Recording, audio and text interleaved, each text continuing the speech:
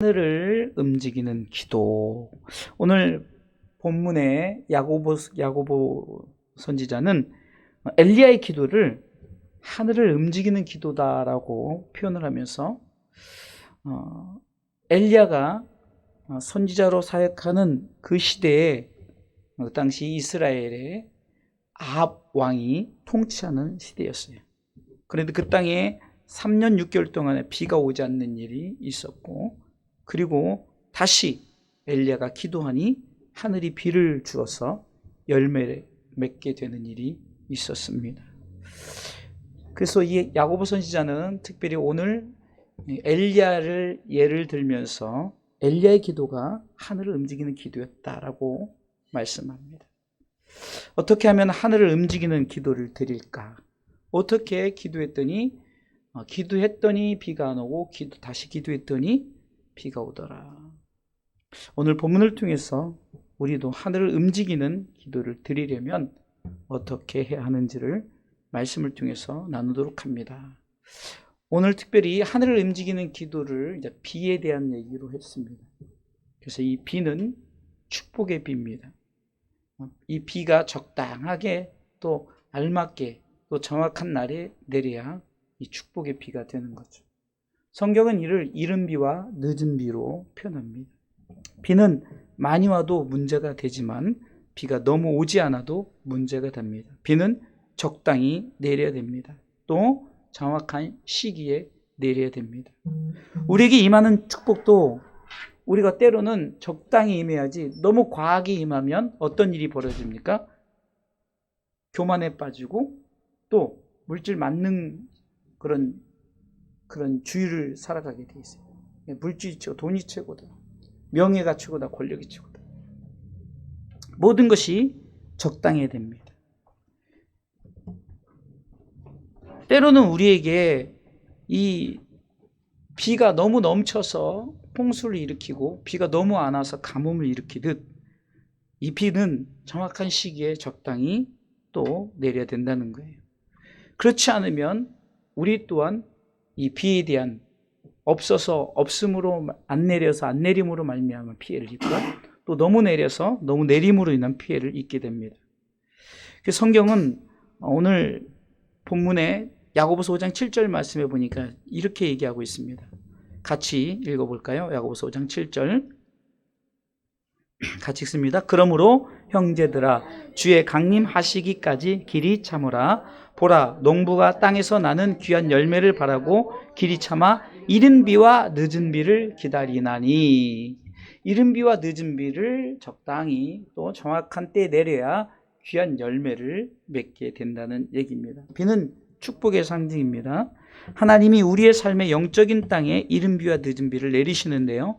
요엘서 2장 23절을 통해서도 시온의 자녀들아 너희는 너희 하나님 여호와로 인하여 기뻐하며 즐거워할지라다. 같이 요엘서입니다. 요엘서. 그가 너희를 위하여 비를 내리시되 이른 비를 너희에게 적당하게 주시리니 이른 비와 늦은 비가 전과 같을 것이라. 적당하게 또 이른 비와 늦은 비. 같이 다시 읽어볼까요? 시온의 자녀들아 너희는 너희 하나님 여호와로 인하여 기뻐하며 즐거워할지어다. 그가 너희를 위하여 비를 내리시되 이른 비를 너희에게 적당하게 주시리니 이른 비와 늦은 비가 전과 같을 것이라. 이스라엘의 이 농사를 질 때 이른 비와 늦은 비와 적당하게 내려야 되는 거예요. 참 이 비의 많음과 적음을 통해서 좀 문제가 되죠.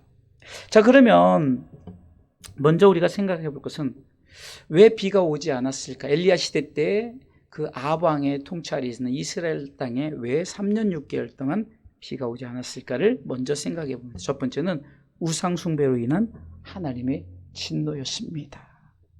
우리 신앙의 삶 가운데 축복의 비가 내리지 않는다면 그것은 분명히 이유가 있을 것입니다.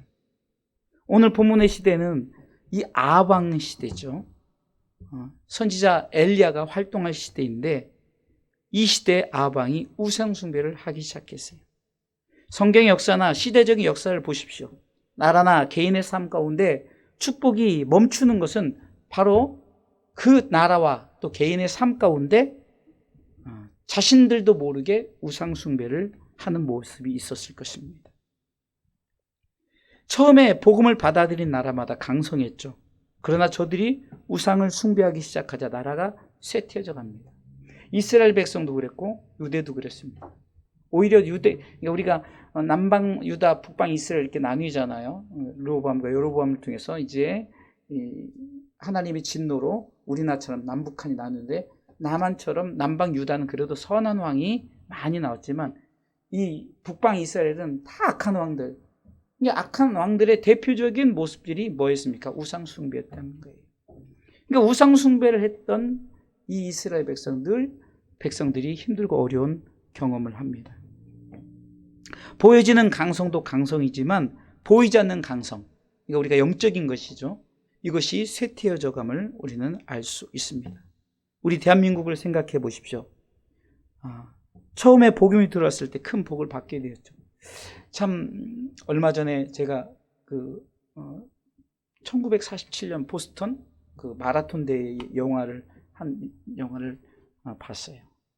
근데 우리가 그냥 단순히 그냥 마라톤 뭐 달려서 우승하면 됐지 뭐 그랬는데, 그 스토리를 보니까 정말로 우리나라가 이제 그 당시 이제 이제 6.25 전 아니겠어요? 근데 그 전에 이제 해방이 되어지고 어떤 나라냐면은 이제 그 도움을 받아야만 살아가는 그런 나라로 인식이 되니까 나라를 인정하고 나라가 어디 있는지도 몰라요. 그러니까 어디 있는지도 모르는 나라에 무슨 마라톤을 그 미국이라는 큰 거대한 땅에서 참석을 한다니까.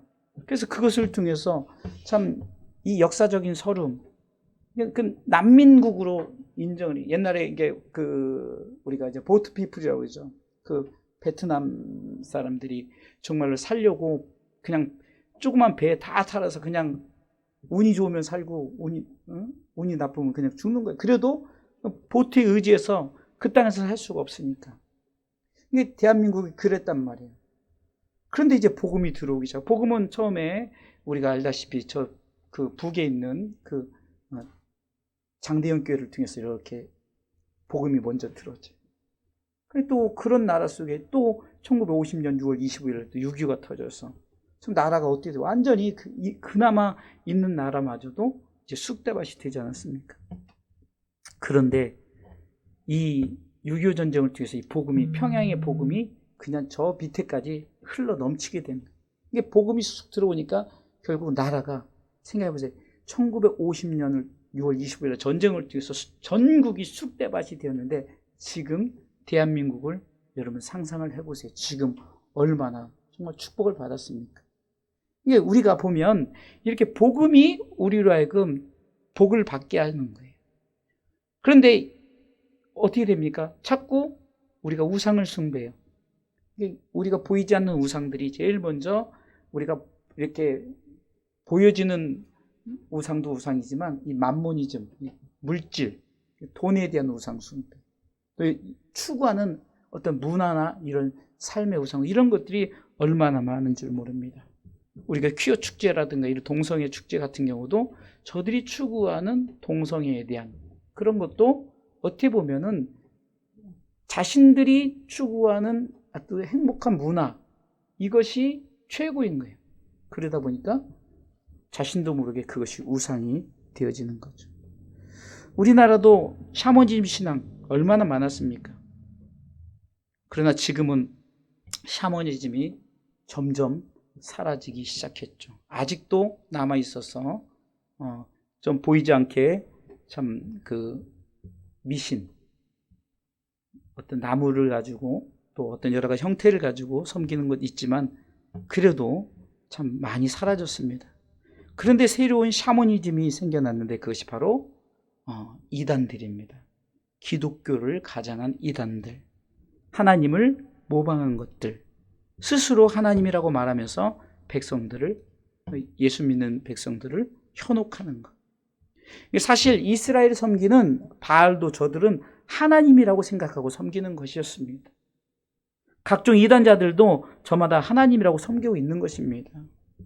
안상홍을 하나님이라고 여기고 이만희를 하나님이라고 여기고 저들이 그렇게 섬기는 거예요. 그러니까 하나님이 싫어하는 우상 숭배를 하고 있을 때 하나님은 진노한다는 거예요. 아론의 금송아지 또한 우상 숭배였죠. 하나님은 저들에게 진노하셨습니다.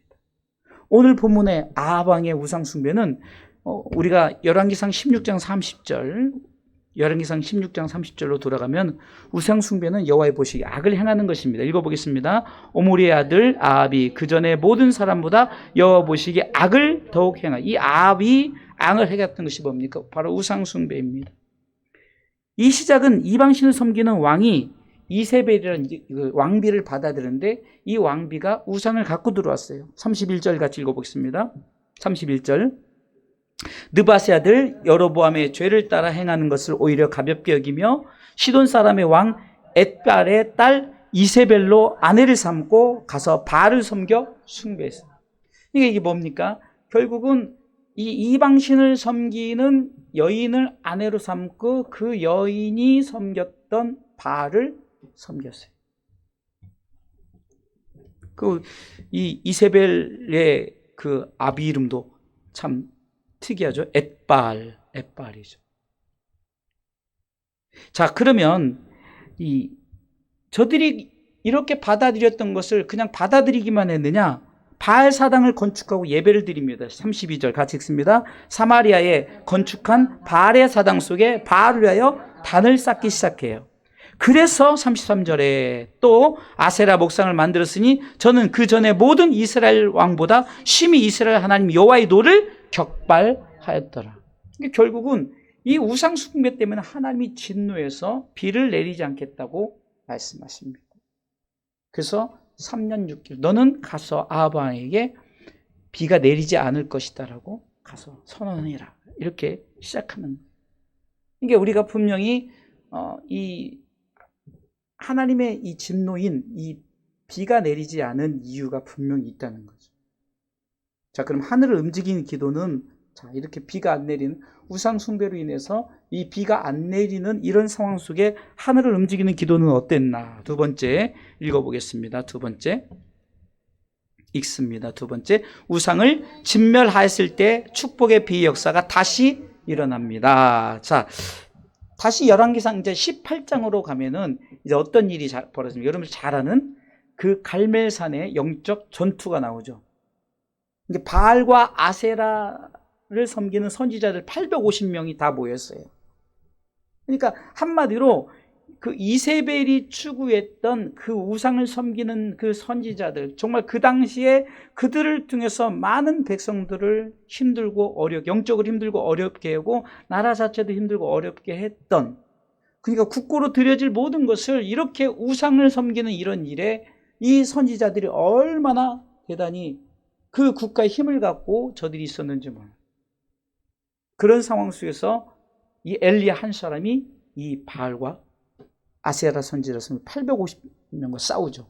열왕기상 18장은 아마 여러분들 신앙생활에서 정말 여러 번의 설교를 들었을 것입니다. 결국은 어떻게 되죠? 엘리야가 이기죠. 그래서 이기고 저들을 그 850명을 기손 시내까지 내려서 다 단칼에 다 쳐 죽여버리죠. 자, 41절에 이제 우리가 영적 승리 위에 큰 비를 내리십니다. 읽어보겠습니다. 엘리야가 아합에게 이르되 올라가서 먹고 마시소서. 큰 비의 소리가 있나요? 3년 6개월 동안 비가 오지 않았는데 실질적으로 우리가 읽었던 오늘 야고보서 5장 17절 18절은 그 야고보가 회상하면서 그 엘리야 시대 때 하늘을 움직이는 기도를 엘리야가 이렇게 드렸는데 그 당시에 하늘을 움직이는 기도의 시작은 우상 숭배자들과 싸워서 이겼을 때 이제 비가 내리기 시작했다는 거죠. 그 전에도 기도 안 했겠냐고. 그러나 그때는 비가 오지 않았어요. 그러나 이제는 그 아세라 바알 선지자 850명을 다 진멸하고 영적 승리를 한 후에 비가 내리게 됐다는 거예요. 45절 읽습니다. 조금 후에 구름과 바람이 일어나서 하늘이 캄캄해지며 큰 비가 내리는지라 아합이 마차를 타고 이스라엘로 가니. 자, 큰 비가 내렸어. 이렇게 우리의 삶 가운데 우상을 몰아내고 하나님만 섬길 때 진정한 축복의 비가 다시 시작되는 줄 믿으시기 바랍니다. 우리의 신앙의 삶 가운데 뭔가 막혔다 그러면은 한번 뒤를 돌아보세요. 그럼 나도 모르게 우리가 알지도 못하고 우리가 생각지도 않은 우상을 섬기고 있지는 않은가를 우리가 성경을 통해서 돌아봐야 됩니다. 물질을 쫓고 내가 추구하는 것을 쫓고 행복을 쫓아가는 것 좋아요. 그러나 그걸 너무 쫓다 보니까 하나님과 멀어지고 나도 모르게 그게 우상이 돼버리고, 자녀들을 위해서 애를 쓰고 자녀들을 위해서 막 헌신하는데, 자녀들을 위해서 헌신한 부모의 마음으로서는 200점 300점 만점인데, 그러나 하나님이 볼 때는 꼭 그것이 만점을 줄 점수는 아니라는 거죠. 저들을 위해서 정말로 주일을 성수하고 또 정말 저들이 온전한 예배를 드릴 수 있도록 부모들이 해야 되는데, 요즘 시대는 어떻습니까? 참 아이들이 바빠요. 바쁠 수밖에 없죠. 아이들 교육비가 막 정말로 그 부모들 양쪽 다 벌어도 그거 감당을 못해. 가랭이가 찢어진다 그러죠. 애초부터 부잣집에 태어난 사람은 감당이 되는데, 정말로 없는 사람들이 자녀들을 위해서 헌신할 때, 근데 그것이 만점은 아닌 거예요. 왜?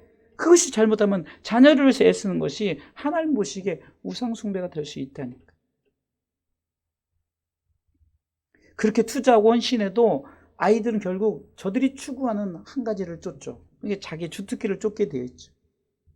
저는 가끔 이 부모에게 정말 저들이 맞는 것을 밀어줘야 되는데, 그 너무 많은 욕심이 돼서 음악도 미술도 요즘은 태권도다 유도다 하여튼간 아이들이 별걸 다 해요 요즘에는.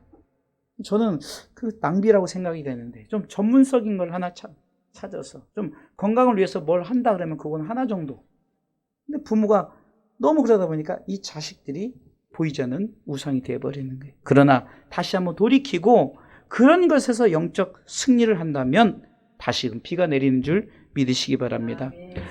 역대하 7장 14절에 보면 백성을 향한 이 겸비의 기도, 이 겸비의 기도는 겸손의 기도를 말합니다. 읽어볼까요? 내 이름으로 일컫는 내 백성이 그 악한 길에서 떠나 스스로 겸비하고 기도하여 내 얼굴을 구하면 내가 하늘에서 듣고 그 죄를 사하고 그 땅을 고칠지라. 이게 겸비의 기도, 겸손의 기도. 이 겸비의 성경적 의미는 낮아지다, 낮추다, 굴복시키다, 이런 의미죠. 한마디로 하나님 앞에 바짝 엎드려서 자신의 모든 것을 낮추고 기도하는 모습입니다.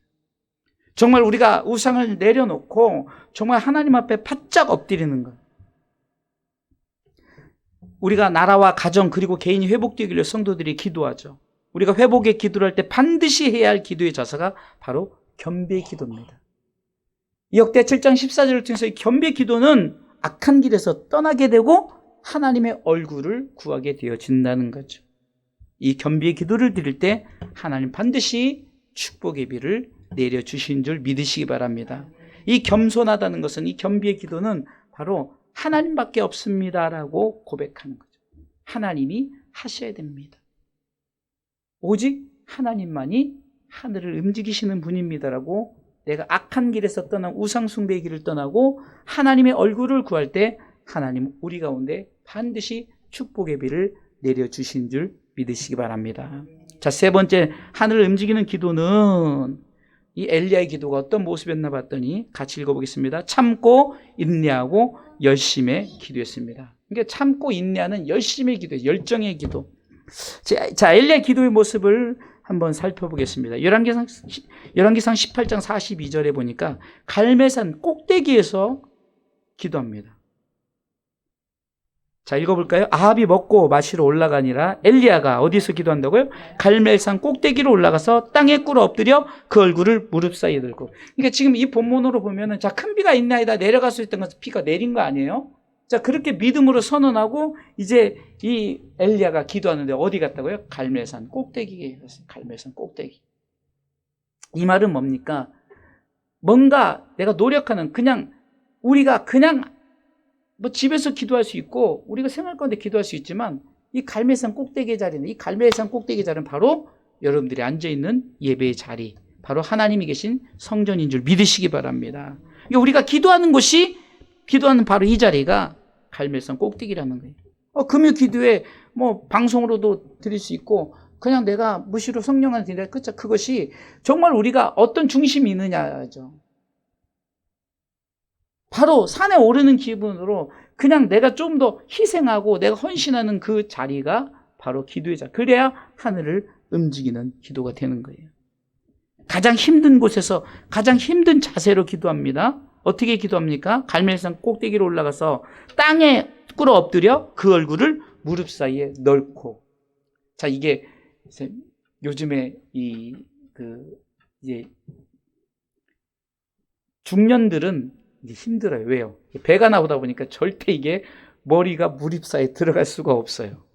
근데 이게 정말로 그렇게 훈련되지 않으면은 그렇게 기도할 수 없죠. 가장 힘든 장소, 갈멜산 꼭대기에서 가장 힘든 자세로 땅에 꿇어 엎드려 그 얼굴을 무릎 사이에 넣고 이렇게 기도하는 이 기도의 열정의 모습을 설명하는 거예요.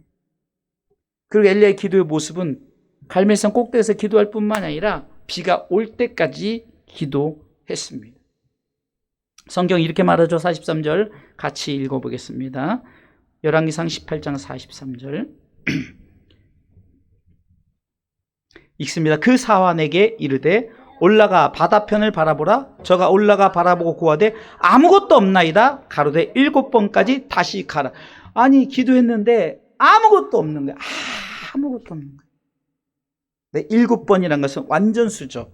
그러니까 응답될 때까지예요. 응답될 때까지. 이게 가장 높은 갈멜산 꼭대기, 바로 여러분들이 정말 집에서가 아니라 이렇게 예배 현장의 자리에 나와서 오늘 금요 기도를 하는 것처럼 그 기도하는 모습은 비가 올 때까지 기도하는 거예요. 하나님의 응답이 있을 때까지. 그리고 세 번째는 작은 응답에 믿고 나아가세요. 작은 응답. 44절 보겠습니다. 열왕기상 18장 44절 같이 읽습니다. 7번째 이르러서는 저가 고하다에 바다에서 사람의 손만한 작은 구름이 일어나나이다. 가로되 올라가 아합에게 고하기를 비에 막히지 아니하도록 마차를 갖추고 내려가소서 하라 하자. 정말로 손바닥만한 작은 구름을 보고 믿음으로 뭐라고 말합니까? 이제 큰 비가 올 것이니까 빨리 내려가라는 거예요. 빨리 내려가라는 거죠. 우리는 하나님의 작은 응답에 믿음으로 나갈 때 응답은 작지만 하나님의 역사는 엄청나게 크게 일어나는 줄 믿으시기 바랍니다. 바로 엘리야의 기도가 그랬어요. 정말 저 갈멜산 꼭대기에서 비가 올 때까지 정말로 엎드려서 무릎을 꿇고 정말 머리를 그 무릎 사이에 넣고 그리고 응답될 때까지 기도했더니 작은 응답 손바닥만한 구름이 있지만 그러나 그 손바닥만한 구름은 엄청난 비를 낸 줄 믿으시기 바랍니다. 자, 결론적으로 말씀을 드리겠습니다. 하늘을 움직이를 기도를 하는 엘리야를 통해서 오늘 성경은 오늘 본문을 통해서 뭐라고 말씀합니까? 우리도 할 수 있다는 겁니다. 그 이유는 엘리야가 우리와 성정이 같다라고 말합니다. 오늘 17절에 엘리야는 우리의 성정과 같은 사람이 돼. 같은 사람이라는 거예요. 뭐 특별한 사람이 아닙니다. 뭐 특별한 능력을 가진 자, 특별한 능력자로서 그렇게 하늘을 움직이는 기도를 한 것이 아니라는 거예요. 엘리야도 같은 성정을 가진 것처럼 우리도 같은 성정을 가졌기 때문에 우리도 엘리야처럼 기도하면 하늘을 움직이는 기도를 하게 된다는 사실입니다. 하나님을 신뢰하고 믿음으로 기도했다는 것이죠. 우리도 엘리야처럼 하나님을 신뢰하고 믿음으로 기도하면은 하나님께서 똑같이 하늘을 움직이사 축복의 비를 다시 내려주시는 줄 믿으시기 바랍니다. 그리고 오늘 18절에 이렇게 말합니다. 다시 기도했더니 자 보세요. 비가 오고 안 오고의 문제를 기도했더니 어떻게 됩니까? 하늘이 비를 주고 땅이 열매를 내었대요. 같이 읽어볼까요? 다시 기도한 즉 하늘이 비를 주고 땅이 열매를 내었느니라. 우리는 기도할 뿐 역사는 누가 하실까요? 하나님 하신다는 거예요. 오늘 성경은 누가 비를 줬다고 그랬죠? 하늘이 비를 줬다고 그랬어요. 하나님이 하늘에 비를 줬고 땅에 열매를 맺게 하셨어요. 하늘과 땅의 주관자, 만물의 주관자이신 그 하나님의 역사. 우리는 그저 기도할 뿐이에요. 엘리야와 같은 성정을 가진 우리가 기도할 때 하늘을 움직이사 하늘을 열고 땅에 열매를 맺게 하신 줄 믿으시기 바랍니다. 곧 우리의 기도는 하늘의 보좌를 흔들고 하나님이 우리 가운데 역사심을 경험하게 되는 줄 믿으시기 바랍니다. 성경이 이렇게 말합니다. 마태복음 6장 10절에 예수님께서 너희는 이렇게 기도하라면서 시작할 때 나라의 임하옵시며 뜻이 하늘에서 이루는 것까지 땅에서도 이루어지다. 하늘이 열려만 땅에 열매를 맺는 거예요. 하늘에서 이루어져 땅에서 이루어지는 줄 믿으시기 바랍니다. 하늘에서 이루어질 때, 하늘이 문을 열 때 땅에 비가 내리고 땅에 열매를 맺게 되는 줄 믿으시기 바랍니다. 마태복음 16장 19절에는 기도는 하늘을 움직이는 천국 열쇠라고 말합니다. 시몬 베드로가 고백하여서 주는 그리스도시요 살아계신 하나님의 아들이다 고백했을 때 이제 예수님께서 축복의 선언을 합니다. 같이 읽어보겠습니다. 내가 천국 열쇠를 내게 주리니 네가 땅에서 무엇이든지 매면 하늘에서도 매일 것이요 네가 땅에서 무엇이든지 풀면 하늘에서 풀리리라 하시고, 이 말은 네가 땅에서 기도하지 않으면 하늘에서도 응답이 없을 것이고 네가 땅에서 기도하면 하늘에서 열릴 것이라는 말입니다. 천국 열쇠는 주어졌지만 그러나 기도하지 않으면 천국 열쇠로 풀지를 못한다는 거예요. 열쇠만 가졌을 뿐 열쇠를 해결하려면 우리는 땅에서 매서는 안 돼요. 땅에서 기도해야 되는 거예요.